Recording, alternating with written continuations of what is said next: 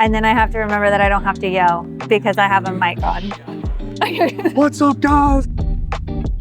Hi, I'm Rachel. I'm with the House Hack Seattle team, and we're here at our happy hour tonight with Olly with Waltier Homes. And then we're going to talk about a project that we are just about to wrap up. For this project specifically, Olly, we did a DADU in the back, new construction, and then we were rehabbing a single family home. For me, as the designer on this project, I know there's different complexities and things that come up with designing a DADU project versus a rehab. Specifically, rehabs, they tend to be a lot more involved and intensive on the contractor side. How do rehabs differ in complexities for you and versus new construction? First of all, the DADU in the back, doing the new construction, you know exactly what you're going to get into, and you can control the whole process from excavation to finish. But with the rehab, you're kind of stuck working with a lot of funky existing site conditions. Until we open up those walls, we really don't know what we're going to be getting ourselves into. And plumbing can be shot, electrical systems can be funky, HVAC could also be shot. I know for me, as a designer, sometimes there are pieces in the house or areas in the home that we want to keep or refinish. And it's always tough because if we're trying to make design selections at the very beginning of the project and we have budget constraints, it's a little bit of a moving target with rehab sometimes where I want to give you the paint color right now. We're going to refinish the floors and I don't know what we're going to stain them yet, and that could clash with the paint and all of those sorts of things. Do your subs have issues or preferences on if they like working on rehab versus new construction? Most of our subs would rather work on new construction just because they know exactly what they're going to be getting into and they're going to be installing a brand new system in it. And then with the rehab, they're usually working with existing site conditions that are always going to be a little bit funky. So our main subcontractors that we use for new construction, like we did on the DADU in the back, they won't actually want to work on the rehab in the front. So we have to bring in a lot of side contractors to come in and do all the rehab work on those.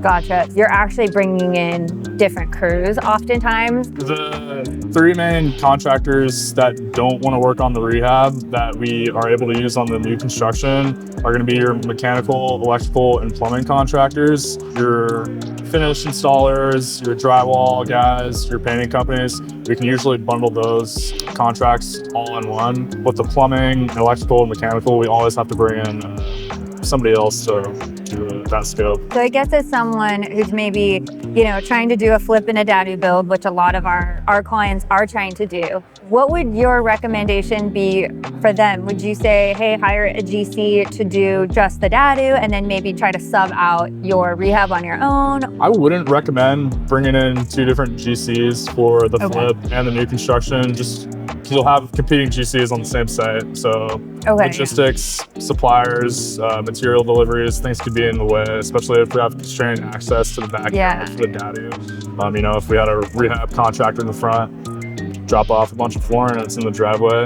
That's the only access to the back. There could be a little bit of clash there with the two GCs. So I think the best way is just to have one GC do the whole project.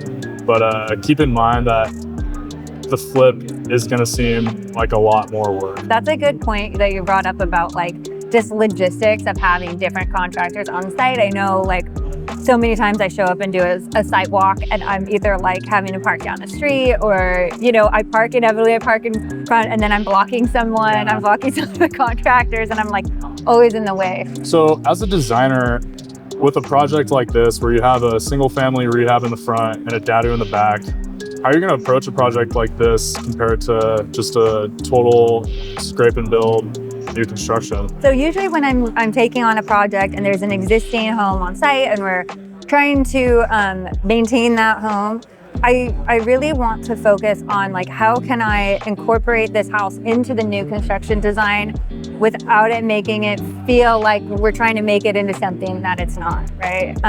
So we want the two projects to feel cohesive. It's not weird that they're kind of, on the same property or they're within a really close proximity, but also the original home was probably built, somewhere between 1920 and 1970, right? And so you kind of have to take that into consideration. Yeah, really just making the whole project kind of flow has one instead of two different developments. Yeah, you know, when you're that close together, and I mean, you're always, even like regardless of the project too, I'm always taking into consideration the homes right next to it and across the street. What's your big takeaway from this project? Yeah, this project, my biggest takeaway, I would say, is learning more about how you guys work and how you manage crews and subs. I've done quite a few rehabs and new construction, and I guess it never crossed my mind that you guys were having to hire out different subs for each project. I just assumed like, oh, electrical is gonna be here, then electrical is getting done at both sites. And so that was definitely a big takeaway for me, and something I will